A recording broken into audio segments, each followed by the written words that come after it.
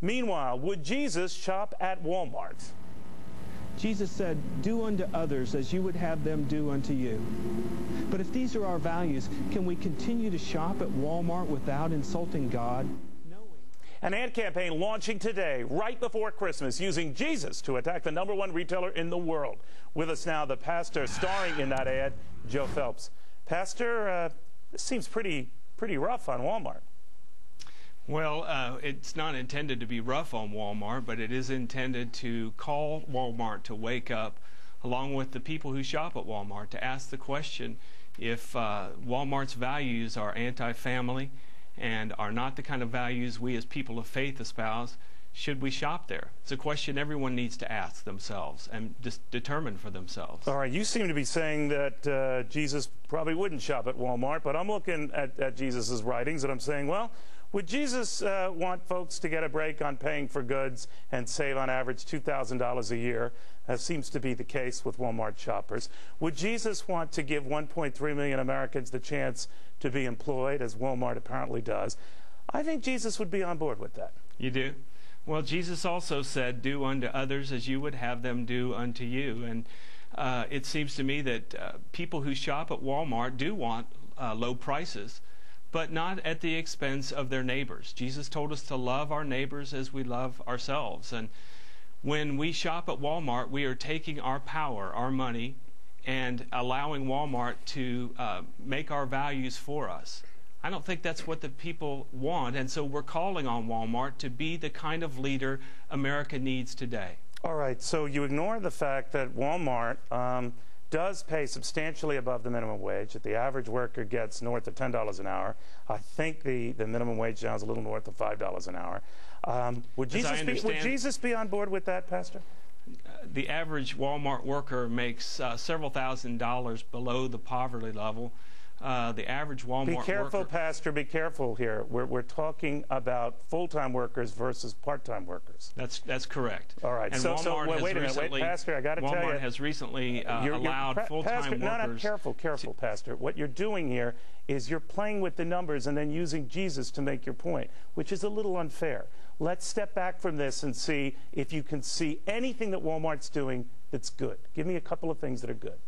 Walmart does a wonderful job in the area of charity, in the area locally of giving to agencies in our community. We're grateful for that. But charity is no substitute for justice. Justice is about allowing people to make a living wage, allowing parents to have health care for themselves and for their families, and to be able to work in an environment where they know when they're going to come in, when they're going to be able to leave, that they're able to take off and tend to sick children if that's necessary. I think these are the very things that Jesus came to talk about. When Jesus' birth was foretold to Mary, Mary talked about how God has given good things to the poor and brought down the rich.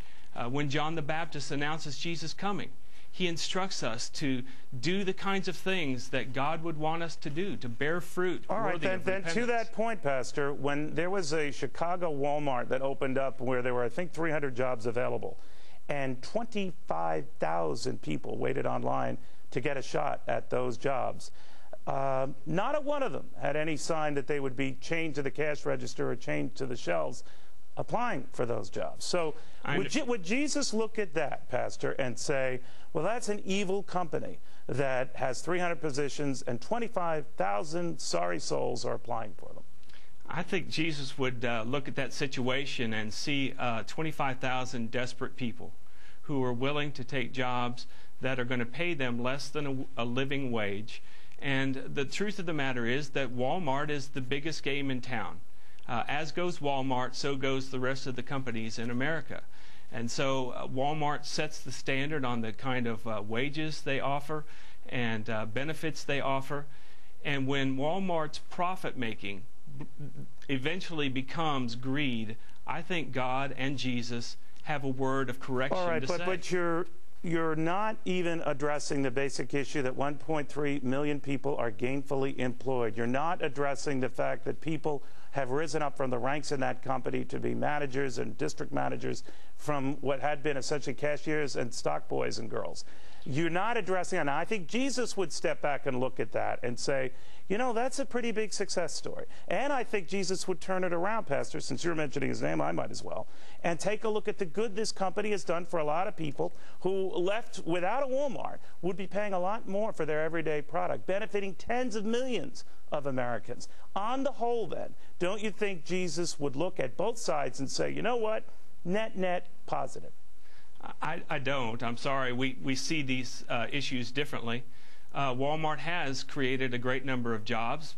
The other reality is that a great number of jobs have left this country because of Walmart's business practices. So I don't think it's a net. We have a 4.5% unemployment rate or thereabouts in this country. We have average job gains of about 100,000 a month in this country, and Walmart's chasing them all away? Well, Walmart is creating jobs that on average are below the poverty level, and I don't think that's the kind of company that Jesus would shop at. I hope Walmart will wake up. We want them to wake up. We want them to be a good and vibrant company in this country and be a leader, to step out. Jesus said, to whom much is given, much is required. All right. Well, you know, Pastor, I think you're a very good and decent man. What I think is a little disingenuous on your part, no harm or slight intended, is to then bring Jesus into the mix to make your point. But why is that inappropriate? Because Walmart of the points I company mentioned that countered yours, to the points I mentioned that people are benefiting from low prices in this country, keeping inflation low in this country, helping provide better than 1 million jobs in this country, helping to keep America productive in this country. You ignore that as if Jesus would focus on only one element, and even to mix him into the business and the commerce of this country under the guise of religion. Pastor, I think that is at best phony. Phony, okay. Well, I disagree. I think Jesus cares very much about the business practices in this country. Jesus didn't come to this earth just to save some platonic soul. Jesus came to this earth to deal with people at the points of their need. All right, Pastor, I wish we had more time. Thank you very much.